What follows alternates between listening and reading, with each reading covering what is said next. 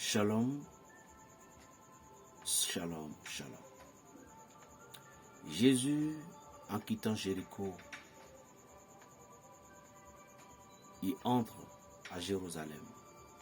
Il a quitté Nazareth, au Galilée. Il a fait traverse par Jéricho. Un homme l'a appelé.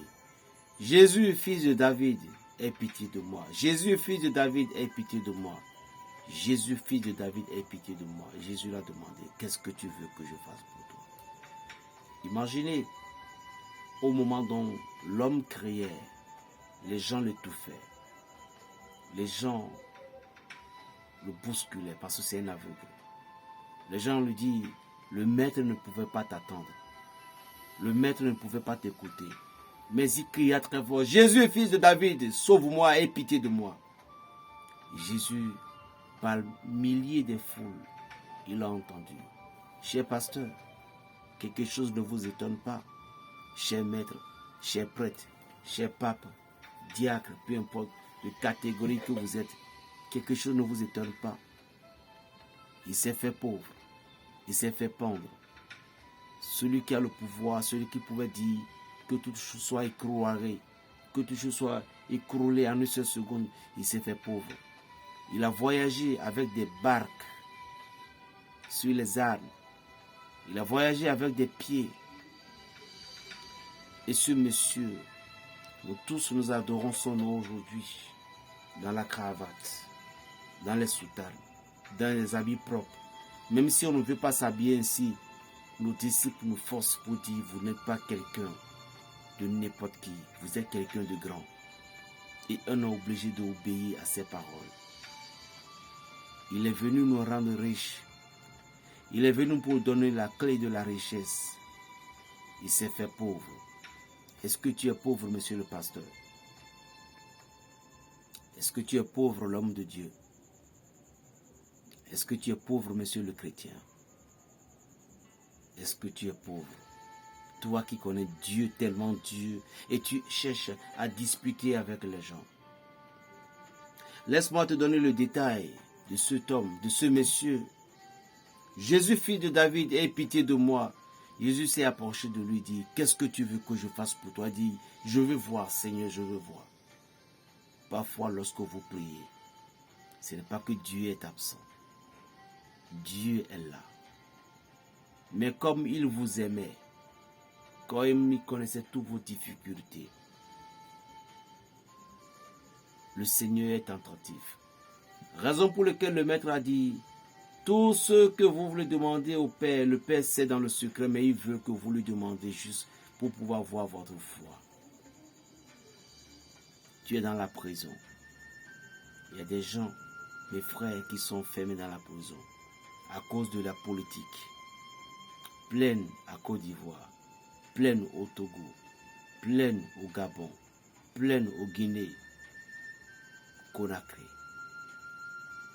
Berger, aide-moi. Ce n'est pas moi qui va vous aider. Mais ce que je sais, si Pierre n'avait pas resté dans sa prison, et la nuit, si on l'a délivré, que Dieu te délivre et brise les verrous de ce porte. Que tu brises les verrous de ces fers, afin que tu puisses être libéré. Crois, tu me regardes depuis de la prison. Je prie pour toi cette nuit. Si Paul et Silas ont été délivrés, peu importe l'argent que les gens ont donné pour qu'on t'enferme, toi tu vas sortir avant la fin de ce mois au nom de Jésus-Christ de Nazareth, et ça sera un témoignage pour toi dans le monde entier. Dis que tu es déjà sorti.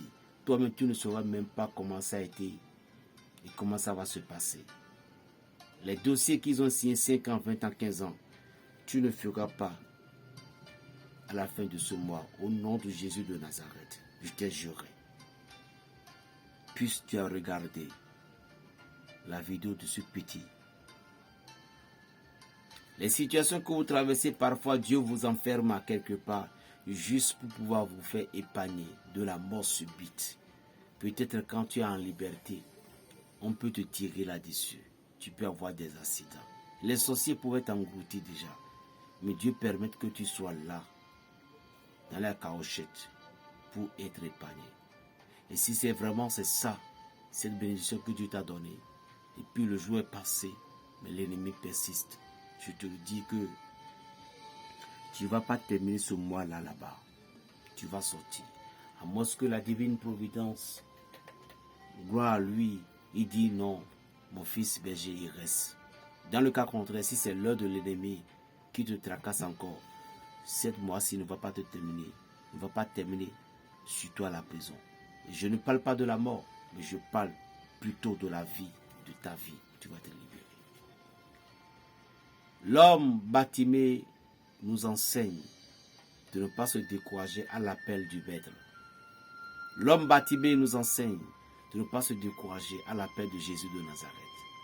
L'homme Bartimée nous enseigne de ne pas se décourager au moment où nous avons besoin des choses et nous demandons à Dieu. L'homme Bartimée nous enseigne pour dire quel que soit ce que nous faisons, même si vous n'avez pas encore les résultats, ne vous découragez pas, parce que le démon, le diable, ne s'avouait jamais vaincu. Chers amis, chers frères, est-ce que vous voulez réussir cette année? Accrochez-vous à l'Esprit de Dieu. Et si vous êtes catholique, si vous ne connaissez pas la puissance et la valeur de la Vierge Marie, grouillez-vous tout de suite. Parce que ce n'est pas elle que les choses vont être faites cette année. On m'appelle Berger Raphaël, le béninois, le petit con, le petit qui respecte un peu, qui n'aime pas respecter et que les gens se fâchent contre lui. Mais le petit qui demande toujours pardon, qu'on appelle aussi le petit sorcier. Un enfant bien-aimé de toutes les mamans du monde entier. Je vous salue tous dans le nom précieux de Jésus. Écoutez-moi, ne vous découragez pas. C'est tout ce que j'ai à vous dire. Plus 229, le 95, 26, 42 et 46. Shalom, namasté.